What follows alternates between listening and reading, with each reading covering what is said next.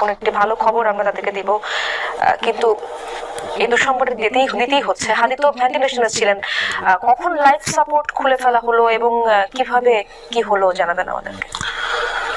ইশরাত, পুরো দেশবাসী আসলে দোয়া করছিলেন পুরো হাদির জন্য। শরীফ ওসমান হাদি অর্থাৎ ইনকিলাব মঞ্চের মুখপাত্র এবং নেতা, আসলে সেই সকল দোয়া শেষ পর্যন্ত তো আসলে ব্যর্থ হয়েছে। যেটি হচ্ছে হাদি, শরীফ ওসমান হাদি, সেটি তিনি আর ফিরেননি।